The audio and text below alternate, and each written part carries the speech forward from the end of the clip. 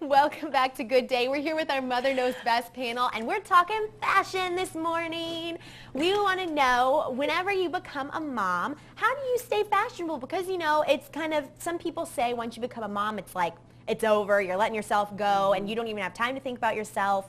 But you guys are all very fashionable. You all have your own different sense of fashion, you know? And so we want to hear from you and know, how do you do it? How do you stay fashionable? Well, I came this morning because I was hoping somebody could help me. I became a mom 25 years ago, and I still haven't found my fashion groove. Yeah. So. 17 years, before I had my first child, 17 years ago, I did look nice, and I tried hard. But then, since then, it's been pretty much sweatpants, T-shirts, and so I'm anxious to hear what everybody else has to say. Well, you guys both look beautiful this morning. You always look great. Thanks. So I think you're being too hard on yourselves. But what do you think? You brought some accessories I brought to show. visual aids because I'm, you know, Bridget see brings 'em. visual aids for organizations, so I get to bring visual aids for fashion.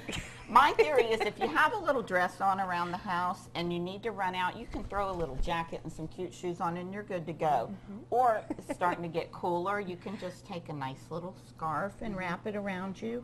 Tracy has a cute little scarf charm. This has Courtesy been of lended Janet. over. Yeah, Yes. Courtesy of Always Janet. great if you're having a bad hair day. You've got to have hats so Let's you try them can on. kind of do this. Okay, let me see. I'm not a Or hat if you person, really but let me want to see. bling, you could Yeah, do the bling. This zebra. would go good with your outfit. Or a Okay. little more casual is a little beret. You can just what do you throw think? on. Yeah, so I you're- like that. I like I love it. I used to And wear then berets. You have to My have a goodness. signature, and everybody knows my signature Like that. is You my look little puppy Yeah, purse. like that. Where do you find these? I find them everywhere I go, that's a good quite idea. frankly. But here's the thing: they're practical as well as cute. I hurt my back years ago in a car accident. I can't carry a big pocketbook, so I decided if I was going to have to carry a little purse, I'd have fun with it. It's so This cute. is my puppy dog purse. How many do you have? I have one to match every outfit. Oh my gosh. What can you fit inside of that? You can fit lip Oh, gloss. well, look at Bridget You with can the fit lip gloss.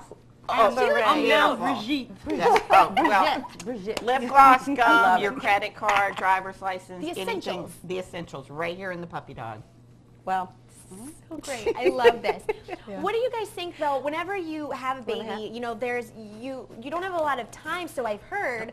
So how do you still get yourself together with makeup and hair when you have a baby crying in the next room and you're running all around? well, first of all, I think, you know, it's okay to have a season where you're not together. I mean, just you know, take it easy on yourself, you know, especially if a first child, you are just focused on the baby. So if the baby's fed and dressed, hey, that's good. Forget about you.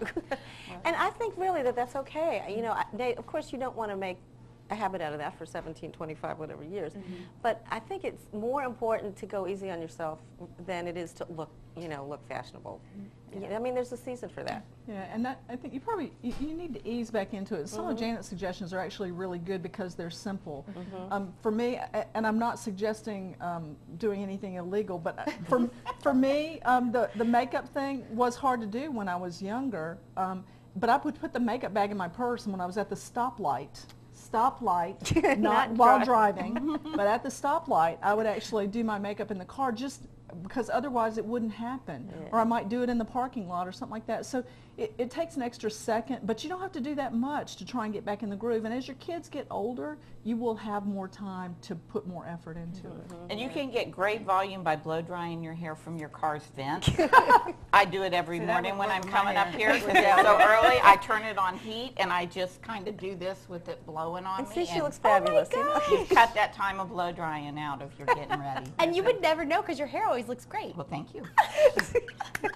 I love it. No. Bridget, Well, what do you have to say? Well, for me, I looked a hot mess for the first until a few years ago because of the kids or whatever getting up. I mean, it's real easy to get into that slump. It is. You know, I used to wear my head wrap all the time. So when my husband got home, when he left, I had the head wrap on. When he got home, I still had it on because I didn't go anywhere. So, but it is very, very important to pour into yourselves. Me, I can't do the hair vent thing because the hair is different.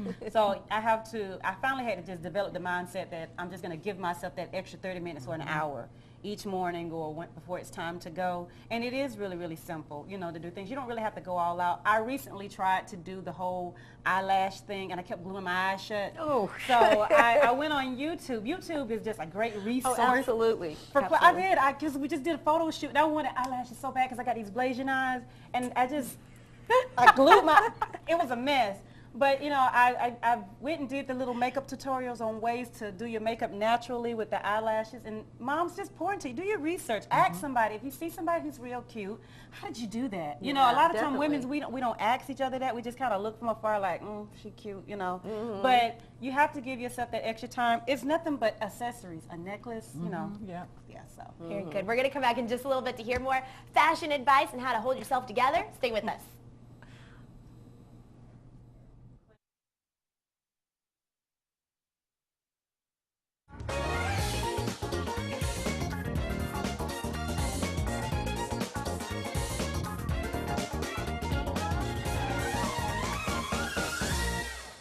Oh, I wish you guys could be here with us during the commercial breaks. We have the funniest conversations about, they're talking about Botox right now. That's another conversation later. Oh, yeah. But you guys had some tips on, you were talking about dressing for your age, dressing for your shape. Yeah. Well, you said that, you just threw that phrase out, dressing for your age, and Janet, and I can understand how your immediate reaction was, oh no, I don't want to do that, because we kind of, I mean, at least I always have that impression too, as you get older, you know, you start thinking of how your mom was and your grandma and stuff, and that's, at least for me, kind of frumpy. Yeah. Sorry, Mom. I mean, you're not really frumpy, but my grandmother was. But it doesn't have to mean that, you know, right? No. No, it doesn't. And I look at Betty White. She's 91, and she's always yeah. got on the bright colored tracksuits with the bling bling, and I'm like, if I make it to 91, that will be me. That will so be me. Right. But as far as, I think that this is my rule of thumb, and my grandkids know it, my kids know it. When we go in a store, we go directly zoom in on the clearance rack. We always shop clearance, because something you would pay $100 for, if you just wait a couple of weeks till the next season, you can get it for maybe even 70% off. And I always shop clearance. That's just my rule of thumb, because you can get really nice stuff, but you can afford to get more. Or consignment, like Plato's Closet has really nice things, you know. Yeah. It's really important to know your size and what is the best for, and your shape, which pattern works best for you. I was talking to you all lady, I think it was you I was talking to the other week about this striped dress that I really, really wanted, but because I have hips, you know, it wouldn't flatter them, but actually it'll make you look wider. So pay attention. I was telling you all on the break, my daughters, they love to watch What Not to Wear. And they give a lot of good tips and advice on what is best for you, what's most flattering. And you don't have to dress like an old bogey as you, you know, get more mature in age. You can keep up with your personality, but you know, a lot of times mom feel like in order to stay, can we say sexy? Okay. In order for us to stay, you know, appealing, we have to show cleavage, we have to show a lot of skin, and you don't have to do that. You can still be very, very appealing to your husband without showing all the skin.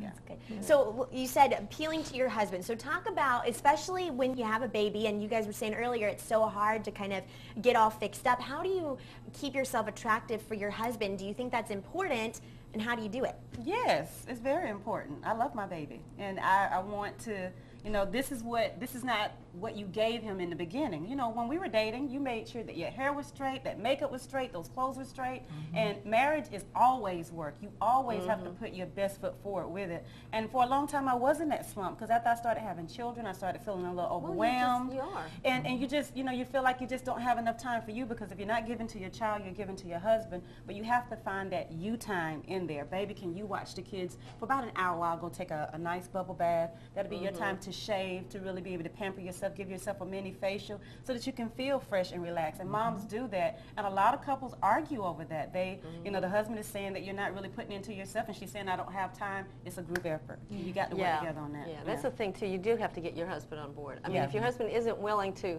you know, shoulder some of the child care, well, you know, you might not be able to be your best. I mean, really, it's just, you're just human. You can't do it by yourself. Right. Yeah. Very good. Anyway. What do you think about finding the best deals around town or on the internet? Do you guys do internet shopping? Absolutely. Yeah. Yes. And again, I go like to the Home Shopping Network, and I go right to their clearance page, because, you know, I'll find 80, 90, $150 dresses for $10. Yep. See, I cannot buy clothes online. Why? Just because I'll tell you, it doesn't look on me like it looks on the screen. Well, read the reviews. People, Yes, read the They reviews. the reviews. They'll tell you if it's true to fit or if it was actually bigger than what it was. And online shopping is, I mean, you get so many good deals. I mean, the other day I was excited because I went to Kohl's and I had like $30 in the Kohl cash and the coupons. And I mean, you can find so much. I love Kohl's. Yeah, I love Kohl's. Yeah, I love Kohl's. And so, I mean, you call it clearance. I said when I go to shopping, I look for my other man clearance. I go straight to clearance.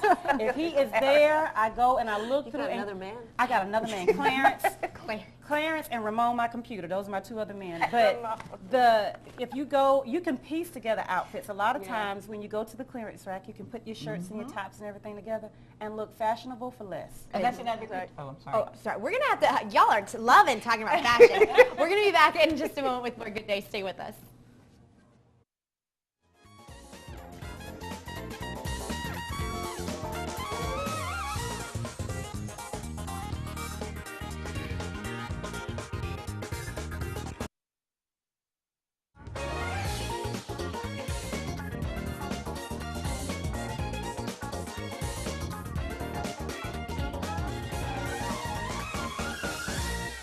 Welcome back to Good Day and our Mother Knows Best segment. So everybody's been talking about it. We got to get our mom's reactions to Miley Cyrus at the VMAs. You know, it's MTV. It's not a big shock that something like that happens. It's happened before. It'll happen again.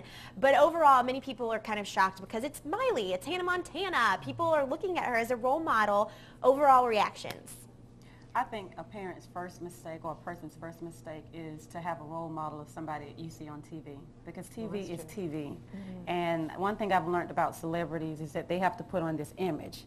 And whatever they're trying to promote at that time, that's the image that you're going to get. When she was younger, you saw cute Hannah Montana. When she got older, she's trying to prove that she's an adult, that she's older, that she's sexy. She's trying to get away from the Hannah Montana phase. Yeah, she aged faster than she. And when you're in the public eye, when you're a celebrity, when you've got people telling you yes, yes, yes all the time, I mean, that's to be expected. I mean, my girls, when they came home, because all the kids have been talking about it at school, and so when they came home, they was like, Mom, you can't believe what Hannah Montana's done.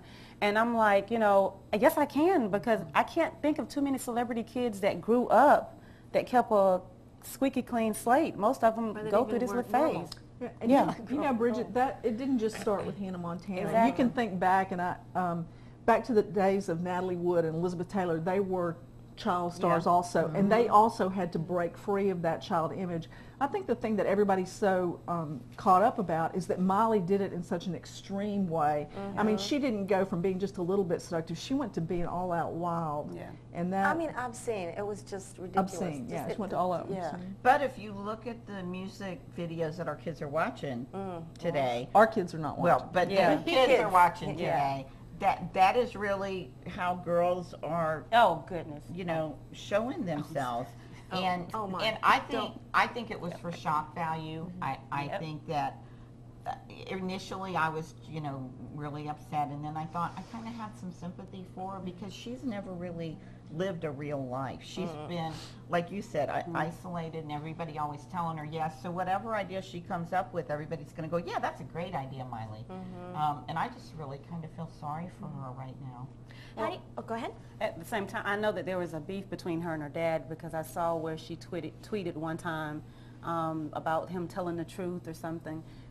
Teens are going to rebel. I don't know one child that's not going to test their parents, and she was put in a position where she could tell the whole world about it. We don't know what's going on behind the scenes. Right. We don't know. I think about Dana Plato. She used to be off of different strokes. Right. She was the sister, and you know, she died tragically, and then her son, who I don't recall being in the media or a celebrity, her teen son that she had, he died years later of a suicide. And so I think about all of these kids that are growing up, and I talk to my children about that. You know, Miley is crying for help. Now, you can tell when somebody's just trying, it's a media ploy, but this is a child who's mad for whatever reason. We don't know what's going on. I don't know if it's, you know, drugs or whatever, but she's mad and she's crying for help, and you've got all of these people that's making money off of her, you know, because controversy brings in more money for the managers, and so, and it is sad. Because look, we're talking about it. Exactly. Everybody's talking. Yeah. Everybody's that's talking right. about it. All right, we're going to be back in just a moment to continue the conversation. Stick around.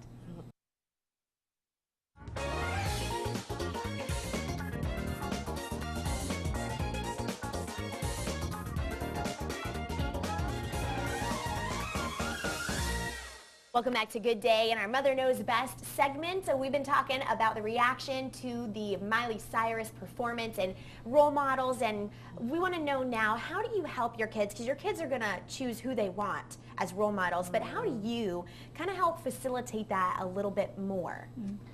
When Hannah Montana was on the air, I thought it was fine for my kids to watch her because, I mean, it was a great message that was there. She was still respectful to her parents. She was trying to do something that was hard to do. And to me, Miley Cyrus is still a role model of a sort. She's just something that I can point to and say, look, children, this is what happens when you make the wrong kinds of choices, when you choose the wrong friends, when you choose the wrong activities. You can end up, you know, not only, you can be a public embarrassment, you can end up, you know, just in a really bad position. So I think there's still a value in letting my kids know about that. When they see it, I can point to that and say that's where you never want to be. Yep. And I think Bridget pointed out something early during the break too, saying that, you know, we really should try to steer our kids away from looking at television media in terms of role models. I mean, they truly are an example of what not to do, you know, right now. But in terms of role models, I mean, they really should be people that are real in your life, because when you're on TV and the media, you know, you're always playing a role. You know, even if you're on an interview, there's a niche or whatever that you are speaking to, and that's who you have to be. And it's not authentic, it's not real. Encourage your kids to love the show. But, you know, I hear kids, oh my gosh, I love Miley. Oh my God, I love Beyonce. You don't know them. That's right. You only see what they allow you to see. That's right. You know, behind closed doors, you don't know what's going on. We don't know what's going on with Miley. We're not judging her, you know, but her actions are saying that there's an underlying issue that no one can, you know, overlook. But my children, when they look at their little shows and stuff like that, it's okay. It's a nice show. It sends a nice message, but that's the show and that's the message. Right. And that's all scripted. It's all created. scripted. There's no such thing as a reality TV show. Everything is scripted. That's right. And we need to let our kids know that, you know, everything that glitters is definitely not gold. And but, you know, the flip side of that is not to take all the responsibility off the stars either. You know, Yep. I mean, just by virtue of being out there and having your face out there and everything, people are going to look up to you, kids, whether or not it's right or they should. And there is a responsibility that you have being up there. I was saying during the break, I had read an interview with I think it was a basketball star, who'd done drugs or something like that. And he said, well, I never asked to be a role model. It's not my fault. Well, you don't have to ask to be the role model. This is what comes with the territory. Yep. Like it or not. Yeah. And I think one of those things, you want to make sure, the reason that things like the Miley Cyrus twerking and things like that are popular because they're consumers of that. There are people who actually enjoy that. Yep. And if we can work as parents to raise our children, you know, that really doesn't interest me. I'm going to flip the channel. Well, you know what? If they're not getting 1,000 hits on a day on YouTube, that's not going to continue. Yeah. Well, and I think Miley Cyrus has $1 billion, so she can get on TV and act silly and do what she wants. But if my daughter, who's 19, goes out in the clubs and starts doing that and doing all the things that come with that, she's either going to wind up in jail or pregnant or worse. So, you know, it's just not a good thing for girls to look at and want to emulate and aspire to. Yeah, but the flip side of that is they look at it and they want to emulate it because of the fact that she does have $1 billion. And they think that's what brings it. And if I But in do reality, this, then it doesn't. I know, but they don't. It hasn't sunk in because most people, she's one person compared. I can get up there and twerk, and they can be like, "Girl, sit her down." You know, That's right. You know, No $1 billion. no $1 billion for me. Arrest her. You know, so it doesn't work that way. Well, when your children, you know, make decisions that you don't agree with, real quick, how do you handle it? I know that's a whole nother segment. It is a whole Yeah, other it's a whole segment. other segment. You know, occasionally, you know, a kid is going to break out and want to try to do a little bit of that. And I think you've got to nip it early. You can't just sit back and say, "Oh, isn't that cute that they're doing that twerking thing?" No, you have to stop. You've got to stop it right now. I had a parent tell me one time when I was a young mom, if it's picture your kid, if they're doing something at 2 and it's cute, picture them doing it at 10. If it's not cute at 10, don't allow it at 2. Yeah, That's good. that is good advice. Advice. Yeah.